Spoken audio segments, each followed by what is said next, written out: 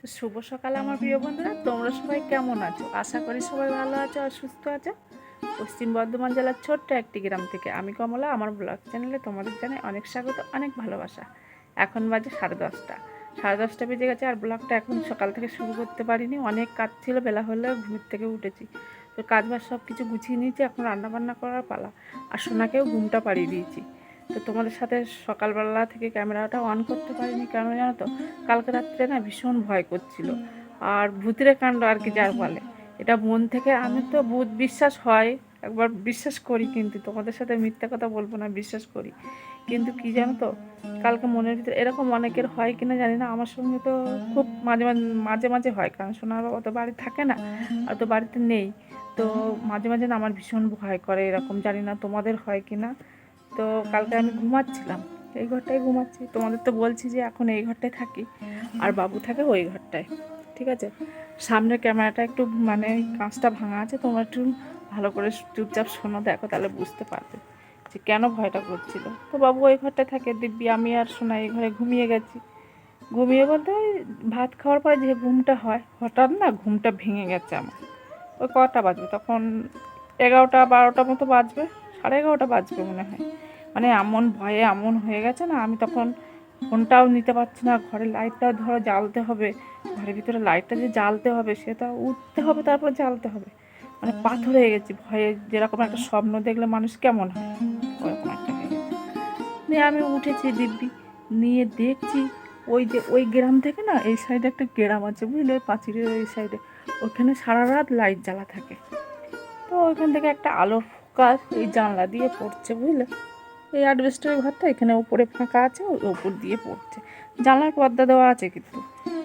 তো এখান দিয়ে পড়ছে, তো আমার না মনটা কেমন যেন মনে হচ্ছে, কেউ যেন টস মারছে টস মারছে জানো। ভয়ে বলছি না, ফোনটাও হাতে নিতে পারছি না যে টস মেরে দেখবো। ভালো করে উঠে চুপচাপ দেখলাম জায়গাটা কি হচ্ছে, ব্যাপারটা কি, লাইটটা কে মারছে। বাড়িতে বেটা ছেলে না থাকলে যা হয় আর কি। তো উঠে দেখলাম না, ওটা ওইখান থেকে একটা লাইট পড়ছে। তো ভয়ে আমার মানে বাবুকেও ডাকতে পারছি না, আর ছোটো ছেলে আমার কাছে শুয়ে আছে, তো চিৎকারও করতে পারছি না।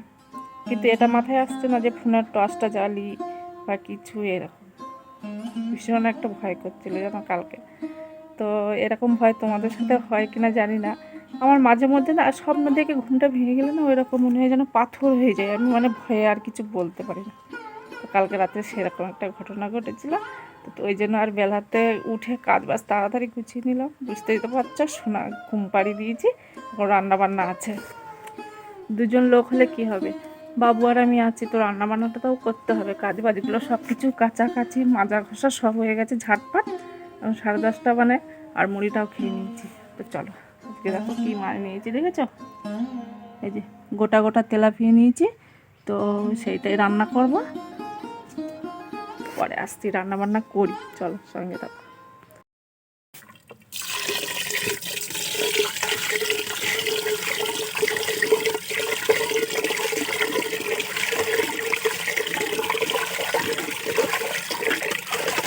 তো যাই হোক বন্ধুরা, আমাদের কপালটাই খারাপ, সব থাকতেও না আমাদের কিছুই নেই, মানে কিছুই নেই কিছুই নেই, এরকম একটা অবস্থা। এই যে ওর সময় কেউ পাশে নেই, কি বলবো, এমন একটা কঠিন পরিস্থিতি।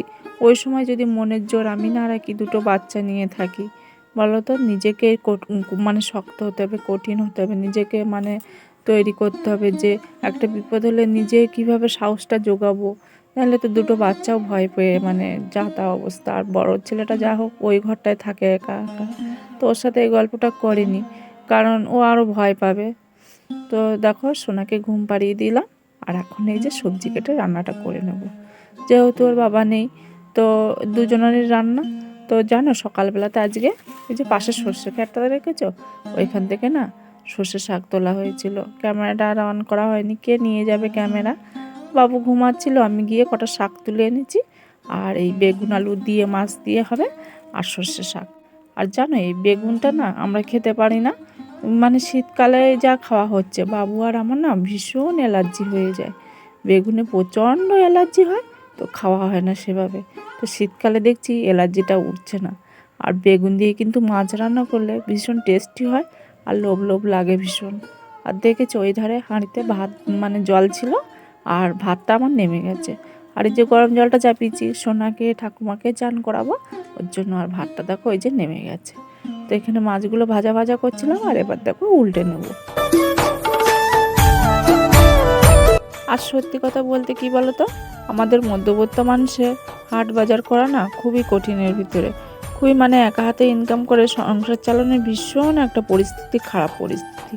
তো মাছের ভিতরে তেলাপিয়া মাছটা একটু কমই দাম আছে কেন, যেটা খাওয়া যায়। মাঝে মধ্যে ভালো মাছ নিতে হয়। দেখো সোনাকে এখানে উঠে গেছে ঘুম, ওই ভাত হতে হতে তরকারি কাটতে কাটতে সোনা উঠে গেছে, বেশিক্ষণ ঘুমায়নি। কি আর করি, ওই যে ওইখানে বসিয়ে দিল তো ওই দেয়াল খুঁড়ে খুঁড়ে মাটি খাবে। দেখো আমার পাশে বসিয়ে রেখে রেখে আমি খেলা দিই। কই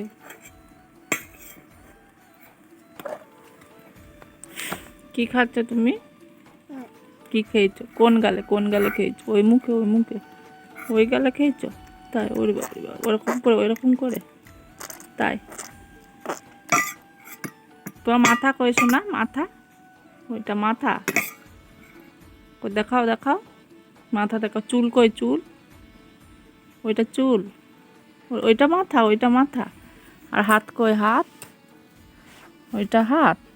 আর পা কই? পা এটা পা।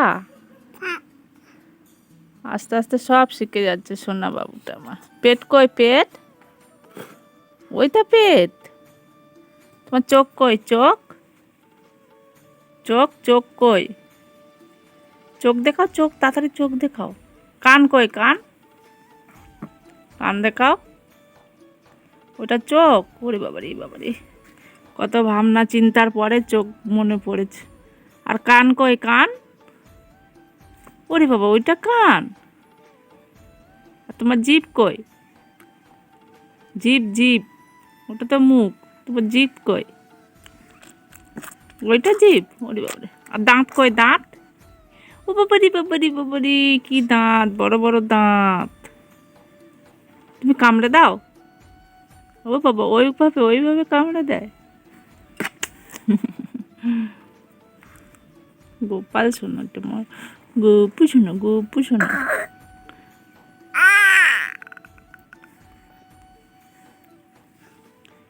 ওকে একটু সাবু রান্না করেছিলাম, সেটাই খাওয়ানো হয়েছে। পেটটা বেশ ভরে গেছে, খেলা করছে। আর দেখো এখানে কিন্তু আমি রান্নায় ব্যস্ত হয়ে পড়েছি। ওই যে মাছ ভাজাটা নেমে গেছে, আর এখন দেখো সেই বেগুন দিয়ে আলু দিয়ে তরকারিটা চাপিয়ে দিয়েছি। আর পাশে দেখো ওই যে গাঁদা ফুলগুলো কি সুন্দর লাগছে না, হলুদ ফুলটা, তাই একটু দেখালাম। কি সুন্দর কালারটা আসছিল। পাশেই রান্না করছি উঠোনে, বেশ ভালো লাগছিল দেখতে। আর এই যে হাঁড়িতে চান করা জল দেওয়া হয়েছে, ঠাকুমাকে জল তুলে দিলাম, ঠাকুমা চান করতে গেছে। আর আমি দেখো এখন এই যে একটু গরম জল এই বেগুন আলুর তরকারিতে দিয়ে দিলাম, এক্ষুনি ফুটে উঠবে। আর ওপর থেকে কিন্তু এবার মাছটা দিয়ে দেবো। আর তোমাদের তো বলছি, শীতকালে তোমরা যারা বেগুন না খাও না, মানে শীতকালে খেতে পারো জানো। গরমের সময় আর এই সিজনে বেগুনটাই যেন বেশি খেতে টেস্ট লাগে, মাছ দিয়ে হোক, নিরামিষ বেগুন ভাজা পোড়ার তো কোনো জুড়িই হয় না, ভীষণ টেস্ট লাগে। তো এখন আমরা মানে সারা বছরটা খাই না, গরমের সময় খাই না, তো এই শীতের সময় খাচ্ছি, বেশ ভালো লাগছে। পোড়া করছি তাও ভালো লাগছে, আর বেগুন ভাজা করছি ভালো লাগছে।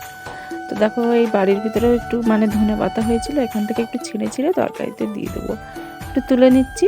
আর আমি ধনে পাতাগুলো জানো গোড়া থেকে তুলি না, এই যে পাশ দিয়ে একটু কেটে নিলে কি হয় বলো তো, পরে আবার একটু ওই সাইড দিয়ে কচ বেরোবে, একটু জল দিলে না এখান থেকে কচ বেরিয়ে যাবে।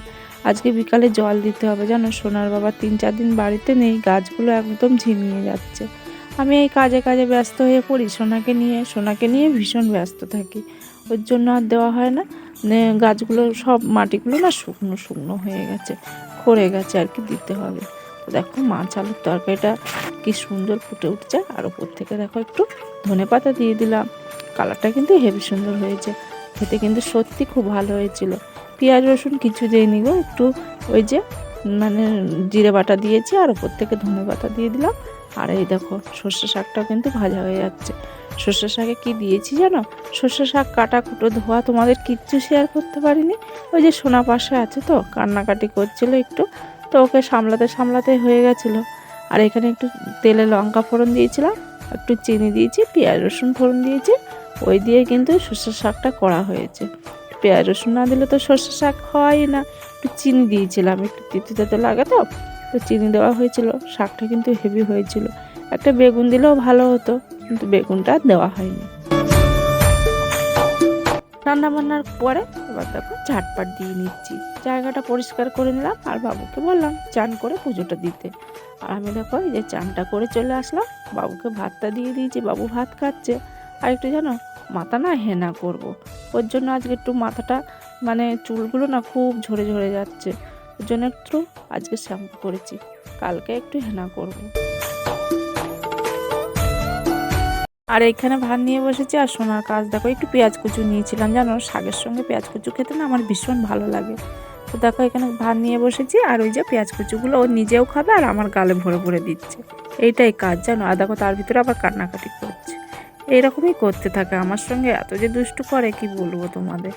আর জানো এই শাক ভাজাটা খেতে না হেবি সুন্দর টেস্ট হয়েছিল, আর সত্যি খুব ভালোই লাগে সর্ষে শাকটা।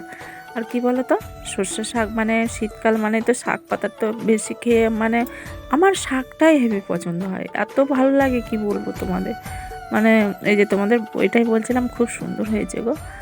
দেখো আসো না কেন, ওই শাক ভাজা দিয়ে ভাতটা খাইয়ে নিয়েছিলাম আগে, আর আমার সঙ্গে আবার বসে খেতে হবে। তো যা হোক খাওয়া দাওয়া করে নিলাম। এবার না আজকে কড়াইটা আর মাঝামাঝি করিনি, আমি বলছি একবারে চান করে মাঝামাঝি করব। তো চান টান করে চলে এসছে, আর এখন দেখো এই যে একটু মাঝামাঝি করতে। আর কি করব, সোনাকেও নিয়ে চলে আসলাম। ওই যে ওইখানে বসার জায়গাটা ওখানে রাখলে না শুধু মাটিটা খেয়ে নেয় জানো। ওই যে দেয়ালের ওপর থেকে খুঁড়ে খুঁড়ে কি বালি খাবে না কি খাবে, ওই দেখো পায়ের তলা একটু কি লেগে আছে মনে হয়, দেখো কামড়াচ্ছে, দেখেছো ওর কাজটা দেখেছো। তাহলে তুমি বলো কোন ভরসায় রেখে আসবে, পরে এডিট করতে দেখতে গিয়ে দেখি যে ওই যে বসে বসে পা কামড়াচ্ছিল। আমি বলছিলাম কি ছি ছি ছি ছি কী করছিস, তখন ও আবার আমি জানো ছিচি বললে ও আবার ছিচি বলে, যেটা মানে বলি সেটা কপি করতে যায়, কাজ কপি করতে চায়। ও এখন না ভাবছে আমি যদি এখানে নামতে পারতাম, মায়ের সঙ্গে যদি একটু কাজ করতে পারতাম, এরকম অবস্থা জানো ওর ভাবনা চিন্তাগুলো এইরকম। তো কি করব, একা হাতে যেভাবে কষ্ট করে বুদ্ধি করে কাজটা করতেই হবে, এগুলো তো আমার কাজ করতেই হবে। যা হোক দেখো অল্প থাল বাসন হলেও সেগুলো তো মাজা ঘষা করতে হয়, তাই না। কাছাকাছি কিছু ছিল সেগুলো কেচে চান টান করে এখন দেখো এই মাঝামাঝিটা করছি। বিকালে কিন্তু আর বেশি কাজ থাকে না আমার, সোনাকে নিয়ে একটু রেস্ট নেবো। মানে সারাটা দিন জানো তোমার কাজ করতে যত না কষ্ট হয়, বাচ্চার পিছনে না চেঁচাতে চেঁচাতে মাথাটা একদম গরম হয়ে যায়। এটা করো না, এটা ফেলো না, ওইটা করো না, এদিকে যেও না, এইসব করতে করতে ভীষণ একটা চাপ হয়ে যায়। দেখো ভালো করে থাল বাসনগুলো মেজে নিলাম, আর কড়াইটাকে না ভালো করে একটু সাবান দিয়েছি, আর ভালো করে চকচক করে মাজতে হবে। কড়াইটা না চকচকে না থাকলে ভালো লাগে না। আর ভিতরটা কিন্তু বেশি পুড়িনি, তোমরা তো দেখেছিলে রান্নাবান্না করতে গিয়ে না সেরকমভাবে পড়িনি। আর দেখো ওর অবস্থা দেখো, ওই যে পাটা ধরে ধরে বারবার ওই পাটা মুখে দিচ্ছে, কি অবস্থা দেখেছো। আমি পরে দেখছি যে অত পা খাচ্ছিল, কত দুষ্টু দেখো। মানে কাজ একটা কিছু করতেই হবে ওর, এরকম একটা ব্যাপার। তো যাই হোক দেখো থাল বাসনগুলো মেজে নিলাম। ওই যে সোনাকে আবার না একটু ঘুম পাড়িয়ে দিলাম, আমি একটু শুয়ে নিলাম, জামা প্যান্টগুলো সব তুলে নিয়েছি, উঠোন বাড়ি সব ঝাটপাট দিয়ে। ওই যে তোমাদের বলছিলাম না সোনার বাবা গাছগুলো না কাজের থেকে এসে প্রতিদিন একটু বিকেলবেলাতে জল দিত, আর আমি তো দিতে পারছি না। এই এখন সোনা ঘুমিয়ে আছে, আমি ভাবলাম এখন তাহলে জলটা দিয়ে নিই, বিকালের কাজ করতে করতে না দু এক সময় উঠে যায়। তো যাই হোক দেখো আজকে কিন্তু ও ঘুমাচ্ছে বলে আমি জলটা দিতে পারছি, আর গাছগুলো না কেমন শুকিয়ে শুকিয়ে গেছে। এখন কিন্তু ভয় জবার দিচ্ছি, সোনা কিন্তু পাশেই আছে। তো যাই হোক দেখো, আর এই যে ঘুমিয়ে আছে না ভালো আছে, দেখছো এই যে পাইপ দিয়ে জলটা বেরিয়ে যাচ্ছে। ও কিন্তু থাকলে এইখানে হয় এইখানে দুষ্টু করতে এই জলগুলো মাখতো, না হলে পাইপ ধরে টানাটানি করতো, এই করতো। তো যাই হোক বন্ধুরা, আজকের ভিডিওটা কিন্তু আর বেশি বড় করব না গো। তোমরা সকলে ভালো থেকো, সুস্থ থেকো, দেখা হবে পরবর্তী ব্লগে। আর যদি ভিডিওটা বেশি ভালো লেগে থাকে সাবস্ক্রাইব করে পাশে থাকো, আর কেমন লাগলো লাইক কমেন্ট করে জানাবে। যাই হোক বন্ধুরা, ভিডিওটা আর বেশি বড় করলাম না, তোমরা সকলে ভালো থেকো, সুস্থ থেকো, দেখা হবে পরবর্তী ব্লগে। আজকের মতো টাটা।